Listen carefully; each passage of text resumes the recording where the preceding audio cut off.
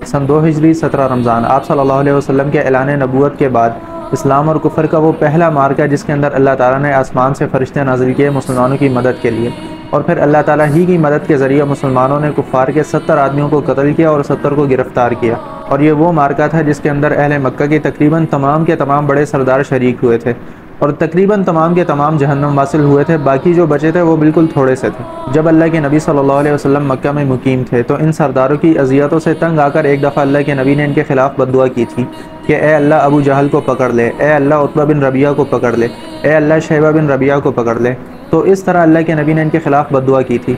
تو سیدنا عبداللہ بن مسعود رضی اللہ تعالیٰ عنہ کہتے ہیں کہ جن جن کا نام لے کر اللہ کے نبی نے بد دعا کی تھی، میں نے دیکھا کہ وہ سارے بدر کے کنویں کے اندر قتل ہوئے پڑے تھے۔ اب اس غزوے کا سبب یہ بنا کہ مسلمانوں نے جب مکہ سے مدینہ کی طرف ہجرت کی تھی تو مکہ میں پیچھے جو مسلمانوں کے گھر بار تھے اور اموال تھے وہ اہل مکہ نے غصب کر لیے تھے۔ اب مسلمانوں کو ان کا بدلہ لینا تھا۔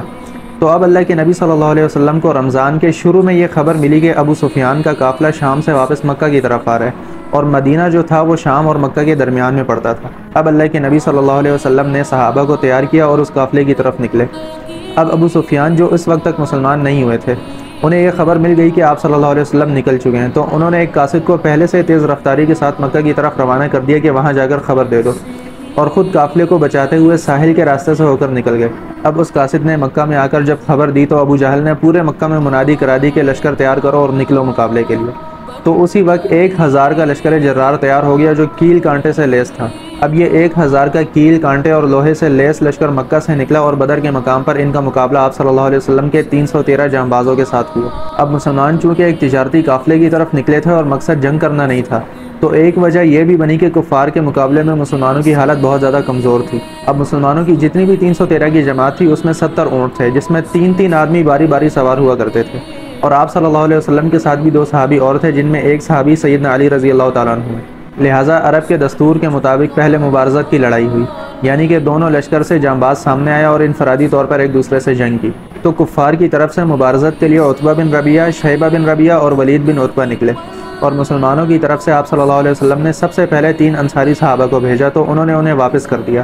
تو اللہ کے نبی نے پھر سیدنا حمزہ رضی اللہ تعالیٰ عنہ، سیدنا علی رضی اللہ تعالیٰ عنہ اور سیدنا عبیدہ بن حارث رضی اللہ تعالیٰ عنہ کو ان کے مقابلے کے لیے نکالا، اور پھر اس مبارزت کی لڑائی کے بعد دونوں لشکر باقاعدہ طور پر ایک دوسرے سے ٹکرائے، اور اللہ تعالیٰ کے حکم سے جبریل امین فرشتوں کی جماعت کے ساتھ مسلمانوں کی مدد کے لیے نازل ہوئے۔ ایک صحابی فرماتے ہیں کہ جب ہم نے جنگ بدر کے بعد کفار کی لاشوں کو دیکھنا شروع کیا تو ہم ان کے درمیان تمیز اس طرح سے کرتے تھے کہ جس لاش کے اوپر جلنے کے آثار موجود ہوتے تو ہم سمجھ لیتے کہ اسے ہم نے نہیں بلکہ کسی فرشتے نے قتل کیا ہے، اور جس لاش کے اوپر جلنے کے نشان نہیں ہوتے تو ہم سمجھتے کہ ہاں اسے کسی انسان نے قتل کیا ہے۔ ایک دفعہ جبریل امین اللہ کے نبی صلی اللہ علیہ وسلم کی خدمت میں حاضر ہوئے اور سوال کیا کہ یا رسول اللہ آپ اصحاب بدر کو اپنے درمیان کیسا سمجھتے ہیں؟ تو اللہ کے نبی نے فرمایا کہ وہ افضل ترین مسلمان ہیں۔